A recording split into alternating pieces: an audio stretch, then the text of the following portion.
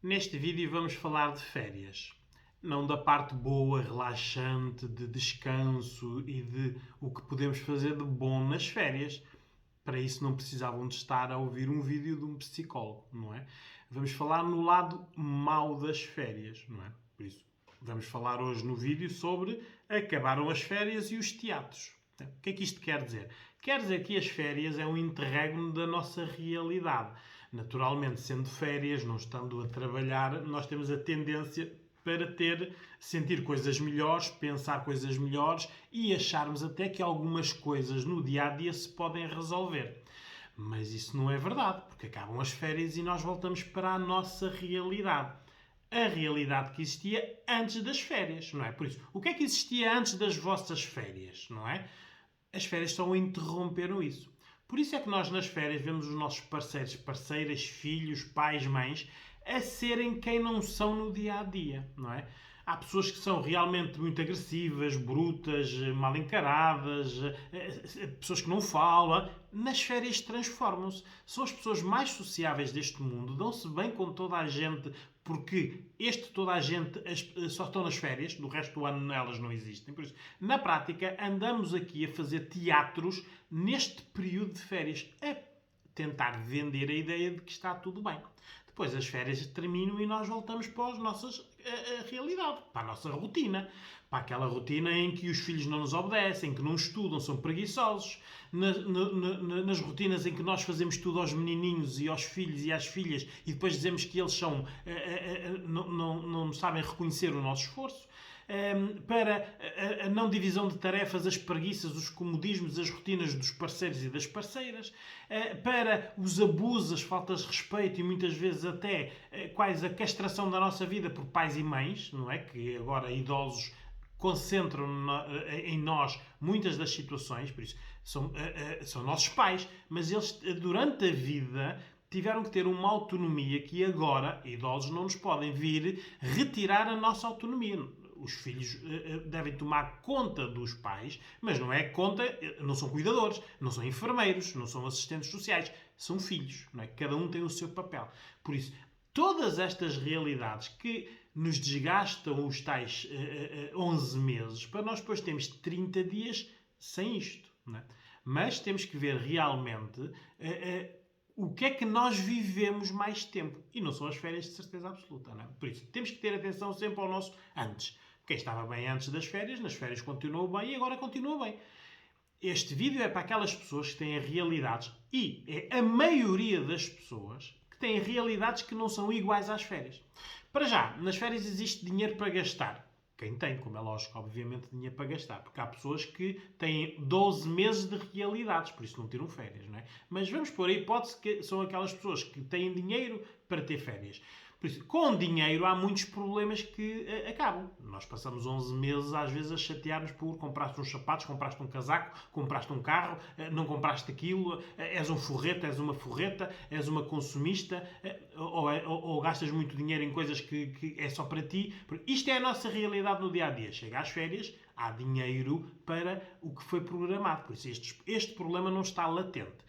Depois vem a parte dos silêncios. Não é? A maior parte das pessoas, incluindo casais, passam 11 meses quase sem se falarem, não é? Ou a discutirem. Por isso chegam aqui às férias ou repetem o mesmo padrão, por isso passam as férias a discutir, não é? Ou então andam a fazer estes teatros. Está tudo bem. Não é? Por isso entram na tolerância. Não é?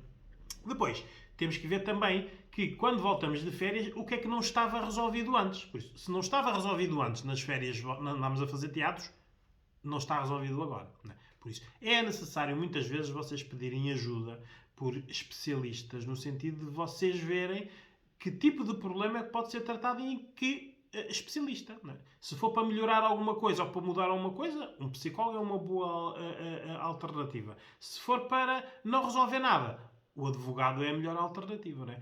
Tem que haver mudanças. As pessoas não podem passar anos e anos e anos em mais vidas de má qualidade, que só as desgastam.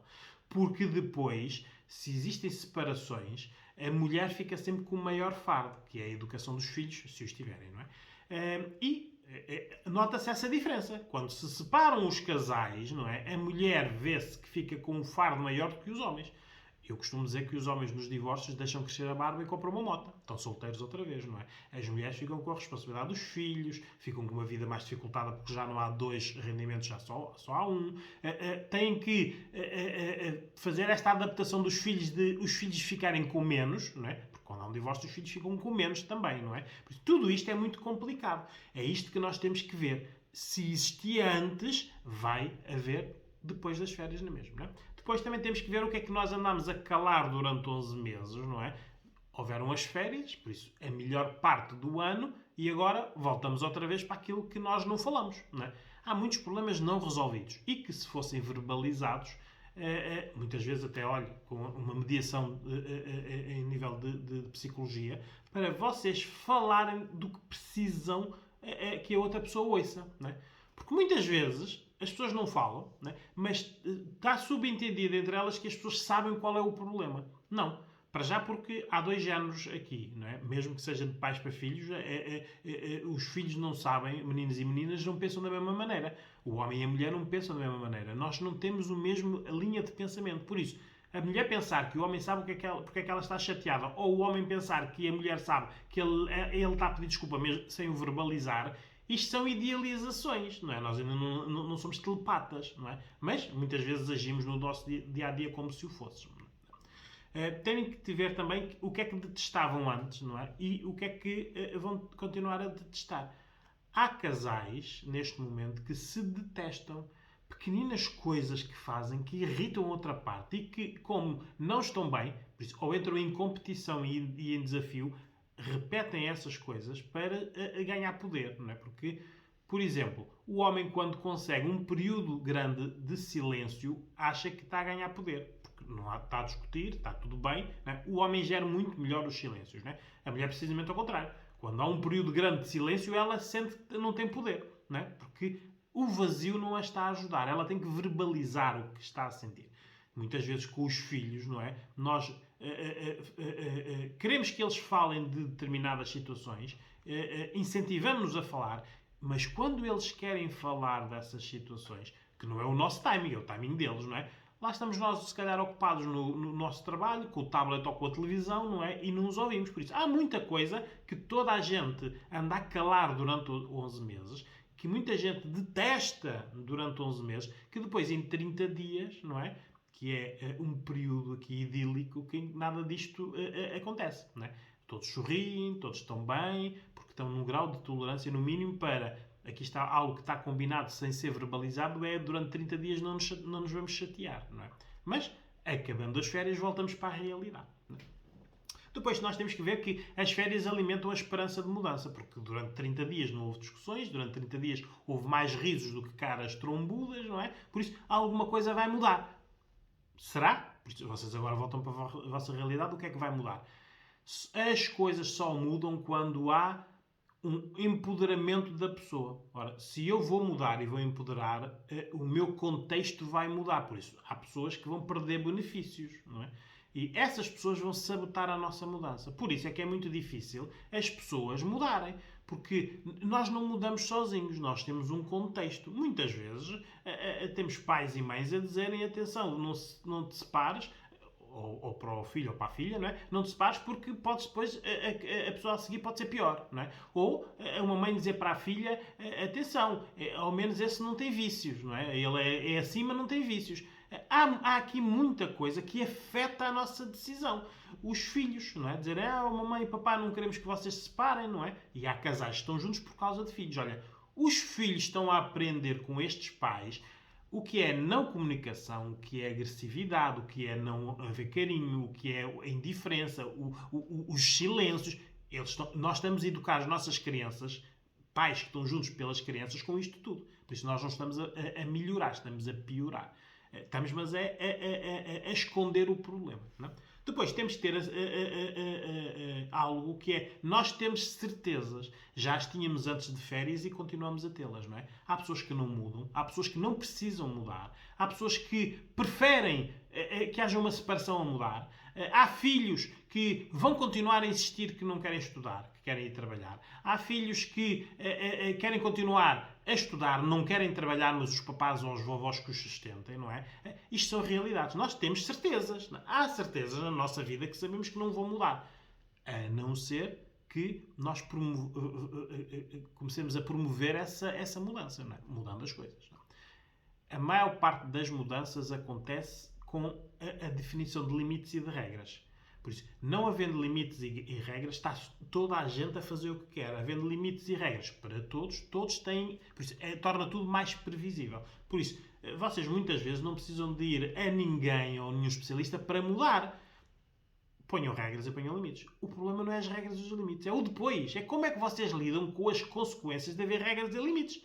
Porque não vai ficar tudo igual. Aí sim é que a intervenção especializada vos pode ajudar para vocês saberem gerir frustrações, negações, rejeições, não é? Que é importante. Não é?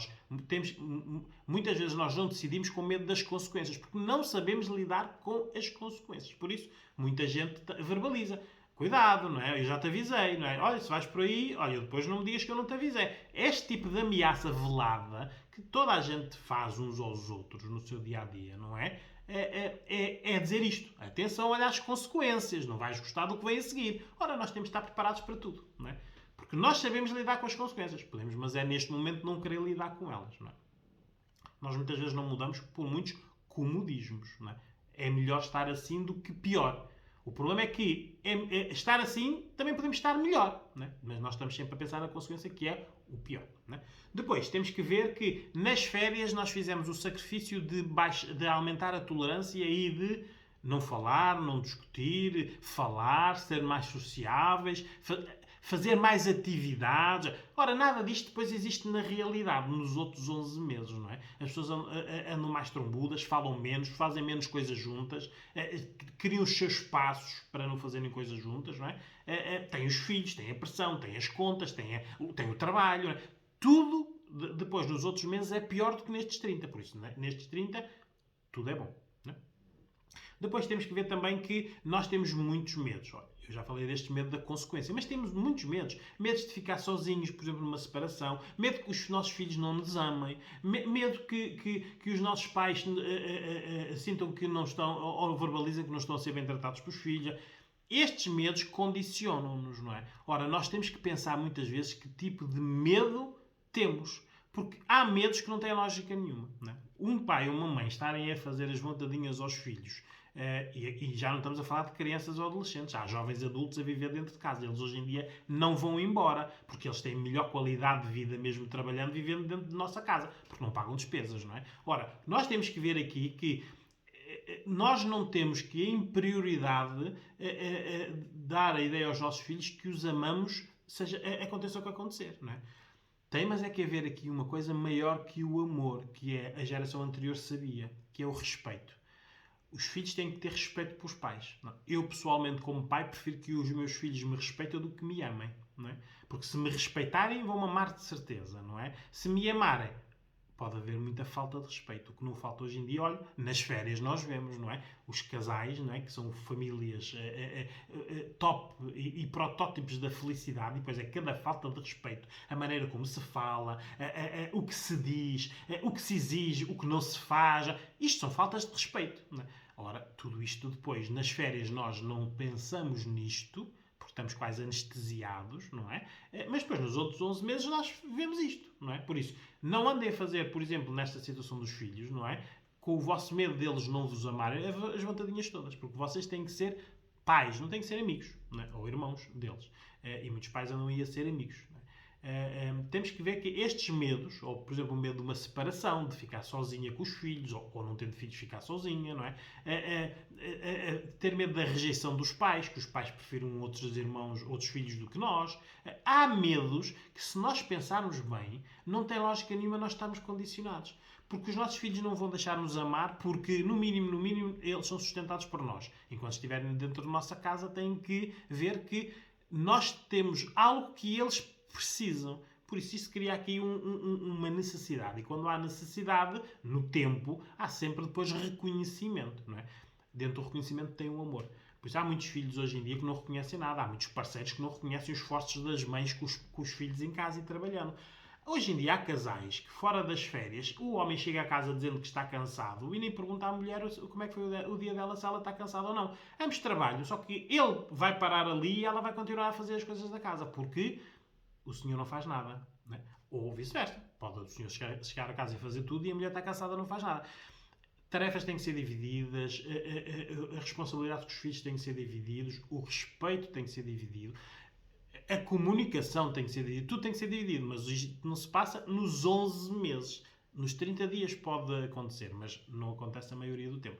Porque senão, não estavam a ver este filme, este vídeo. Né? Era um casal feliz, que era um feliz antes, no durante e no depois. Não, a maioria das pessoas tem um antes, as férias e um depois, são momentos diferentes em tudo. Né? Temos de ter atenção que isto tem muito a ver com o social, as férias, e principalmente nós vemos isto nos imigrantes, não é? Pessoas que vêm de fora, que estão pouco tempo, que nas férias são pessoas, não é? Associáveis, gostam de toda a gente, ajudam toda a gente. Estas pessoas não são assim no resto dos 11 meses. Não é? As mulheres, os maridos, os filhos, os pais, veem que estas pessoas nas férias estão aqui a fazer estes teatros. Elas não os reconhecem nos outros 11 meses. Não é? Temos que ter atenção porque a vinda das férias não é só agora esta adaptação de voltar a trabalhar. Não. É isto. É nós voltarmos para uma vida que se calhar antes das férias nós também já estávamos a pensar que ela não era a vida certa para nós. Por isso aqui o que é preciso é termos atenção de que as férias e os teatros duram durante um período de tempo. Nos outros 11 meses nós temos que resolver os problemas. Por isso, mudando ou impondo regras e limites. Se vocês não sabem fazer, procurem ajuda especializada. Para isso é que ela existe. Não é? Para vocês terem a sensação de que durante 12 meses têm tudo previsível. 12, não é um mês. 12 meses têm tudo previsível, porque a felicidade constrói-se, ela não aparece, não é magia, não é? E a felicidade muitas vezes existe porque existem regras e limites aceitos por toda a gente. Quando não há regras e limites, cada um faz o que quer. E a tendência é para os homens fazerem o que querem e as mulheres ficarem com o resto. Não é? Isto é a nossa realidade enquanto nós não conseguimos mudar. Por isso, temos que pedir ajuda para fazer uma mudança. Mudança é essa que nos dê 12 meses de felicidade. É esse o objetivo de toda a gente.